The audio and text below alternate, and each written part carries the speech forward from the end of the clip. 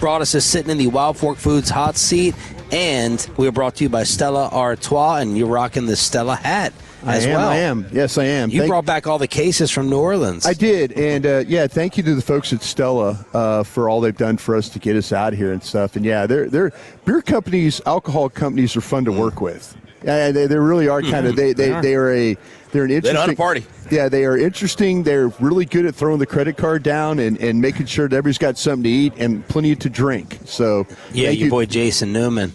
Yeah, my boy Jason Newman. No, he's great. Absolutely. You're going to lunch with him is you know who's World really Cup ticket hookup for the year, I think. You know who's really grateful to Stella last year? Tommy Yarsh.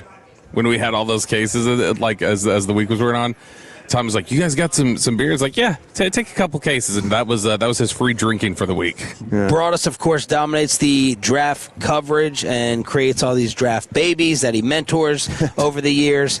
How is all this setting up? Someone told me the other night.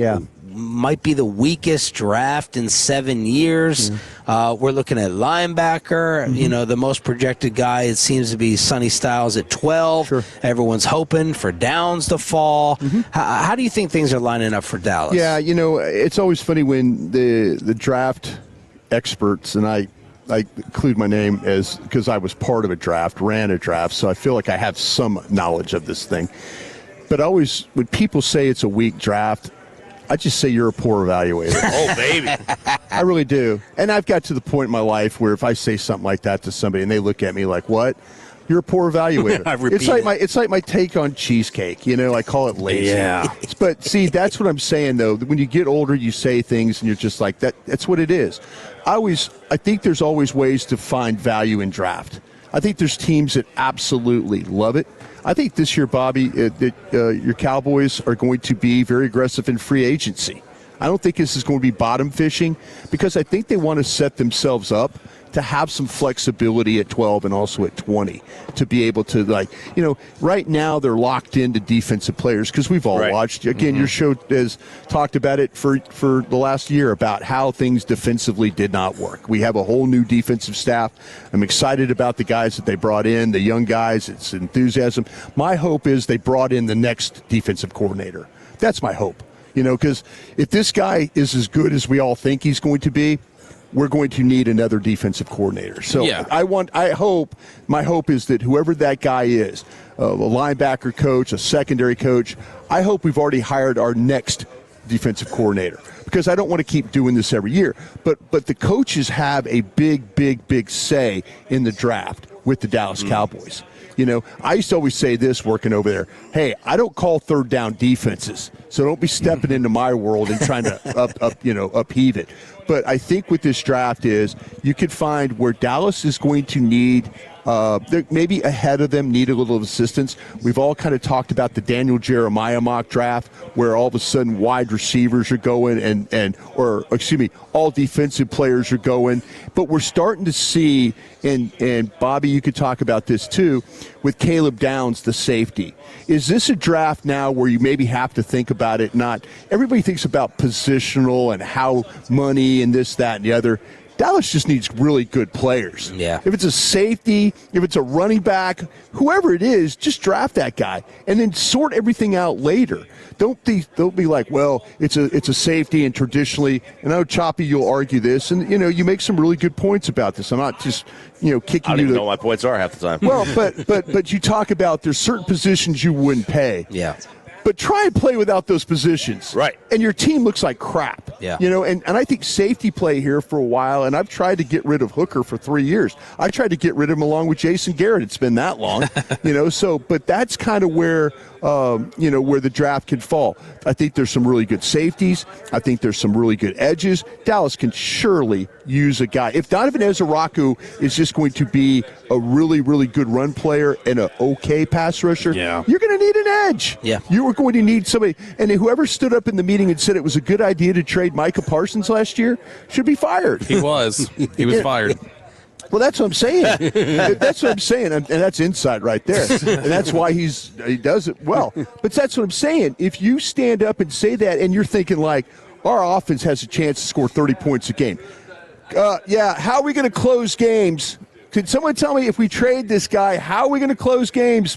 Please tell me. Yeah. Oh no, we're trading the guy. You can scheme up pass rush. Yeah. When they said that, I looked at my guys and go, what? Screwed. What? Yeah. But anyway, draft, it sets up in some really good spots for you. Okay, so there's typically the Cowboys' approach has always been we're going to use free agency to sign contingencies. These are literally just insurance policies that we're signing at free agency so that whenever we get stuff in the draft, then, all right, if we didn't happen to get a safety or, well, at least we signed this one person. Yeah. This year they're probably going to have to go out and get, like, real players. Yeah, I think so, Bobby. So when you're looking at this, you've got 2 first-round picks. Yeah. So when you look at safety, corner, linebacker, edge, that's 4 spots. Given what you see in the draft depth, where would you be willing to say, all right, I'm going to target these 2 positions with my picks, hopefully, so when I go to sign real money, real starter-like players, those type of 2 players I need to sign, I'll sign those positions and then try to draft the other 2. First off, anybody consider moving the 12 to go get Max Crosby? Yes. No. Yeah, Okay. I would. Okay. I mean, I'd talk about it. Okay. If that's all it was. That's kind of where we're probably going to have to start. But that's, those are the kinds of discussions you need to have going into free agency. If, hey, would we be interested in moving that? Because to me, I think you have to address it. Is there going to be an edge that's going to fall to you at 12? Mm-hmm. Are you more willing now? Are you out on Hendrickson? I am, because of a couple of things. Choppy's convinced me that age is a problem when you sign age. Choppy's also convinced me that when the health of a player, I think there's some core problems with this guy in his body, and I worry about paying a guy. Now, he's not going to be paying like Max Crosby pay, right? And you could catch a guy. And Bobby, you guys did a hell of a study about that defensive end stuff. Yeah, that was fascinating. Where I'm sitting in the parking lot going, "Come on, Sean, stop talking, let Bobby." But how the positions how they break down and where. Are you going to get a guy on a bounce back guy, or are you going to get a guy that's already been there? Yeah, it's fascinating stuff, that study that you did. But do you ever sit there in the room and say, "All right, we think let's pick this pick this position in the first. Yeah, we think the other one will be there in the second." They always Is talk that about too the dangerous? stretch. That's the stretch. The stretch. That's how you get a Taco Charlton, right? Because all of a sudden they're convinced that T.J. Watt can't put his hand down and rush. Yeah. So now it turns into, well, the defensive end draft doesn't stretch, so we got to grab a guy now. That's a mistake. I think that's a mistake. Get the better player right now. Then. I'm going to ask you guys this question because we're starting to see about Downs and the safety from Ohio State. Eventually, this my throat's going to clear up. I promise. It'll wake up. So we're in a situation right now where that Downs in a lot of these mock drafts, we're starting to see him at 12, where the media mock drafts all had him in the top. He was gone. And so now it's like, wait a minute, we've post All-Star games. East-West is in the books. Senior Bowl's in the books. Bobby, are the scouts starting to talk to the media scouts starting to talk to the real scouts, and the real scouts are saying you guys have Downs too high on these mock drafts? So I think this naturally happens because I take Downs in a heartbeat. Every year it seems like there is a player like Downs. Not Downs is Bill. Downs is really special. But you have a player like Downs in terms of what he does. He's a safety who could do some other things, whether that's Brian Branch or Minkah Fitzpatrick or Kyle Hamilton, or every year there's people like this. And routinely they're talked about in the initial mock drafts as being top 10 players because as talents they are. And then the league starts to remind you that we don't draft safeties. We don't really draft safeties that high. The only thing that's kind of shifting a little bit is these safeties that are Shoddy talked about, the Buffalo Nickels, that basically are safeties who also they want you to play nickel corner and be at the line of scrimmage and do different things like that. And that's something that Christian Parker does have. I wonder if that transition to the nickel becoming more important and wanting more of those kind of jack-of-all-trades players, if that's going to start this year where they start valuing it correctly, and somebody like Downs, it's bad time and Downs doesn't get to 12, whereas in past years Kyle Hamilton gets to 14, Minkah gets to 16, and I don't know that you're going to get I think there's a chance that 3 safeties could get drafted in the first round. What? Wow. Yeah, I do. Wow. I think that Downs, I think this Thieneman from Oregon has a chance. And I think people like this kid, McNeil Warren from Toledo, hyphenated name. There are questions about his speed. Yeah. There's some teams that are worried about how he runs. Yeah, but the thing that the thing that they show on tape is the length, and they show downhill and tackling, but you're right about some of the speed They stuff. were worried about the way Kyle Hamilton ran too. Sure. And he was fine. Sure. Do you look at safety like the position where if you have an elite one, it's awesome. Yeah. And if you don't have an elite one, it's like, what's the difference between the fifth best safety if he's not elite, and the 16th best safety if he's not elite? Like, is there I think you're playing with the 16th best safety in the league right now. A couple of them. I'm really big, and this goes back to my days in Green Bay, is trying to build through the middle of the defense. I think Dallas has got really good pieces at defensive tackle. I think they're marginal at inside linebacker, and I think they're terrible at safety.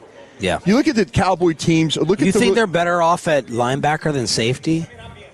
Overshown. Not what Overshown is, I guess. Yeah. See, the thing about it is we've had these different coordinators have come in, and now we have a mixed match of players. Like we can't get Maris Leofau on the field, where 2 years ago Maris Leofau was. Bobby and I we're working draft, and day 3 we're interviewing coaches and scouts, and they're doing backflips talking about Maris Leofau, and now Maris Leofau can't get on the damn field. Right. So it's a problem. It really is a problem. Bryan Broaddus sitting down with us. But real quick, though, you're right, the safety play. I mean, there is a difference. I think there's a huge difference between the 5th one and the 16th one. I just do. Can I look at safety as like I have 3 throws at a dartboard here? If he's not Ed Reed roaming, maybe he can be Jamal Adams' line scrimmage. Maybe he can be a linebacker. Maybe he can play a little bit of nickel. I wonder if there's any thought to that of, okay, if he isn't my Sean Taylor, maybe he can be, because they're versatile. I mean, if you get the right one, people are talking about Downs being very versatile. I mean, this is why the league is so bad at valuing that position, as evidenced by the fact that they still haven't put Darren Woodson in the Hall of Fame, and Darren Woodson is the one who changed the position to do that. He's the reason why, that's where you change those sort of things. I'll just say this about safety. Whenever people talk about the devaluation of it, I do not think it's anything like running back, because if you look at the Cowboys, at least, just keep it to the Cowboys. Go look at every good defense they've had. Every good defense they've had, the safety play was good. As soon as Jaron Kearse declined, that's when the defense started declining. That's where they usually have success.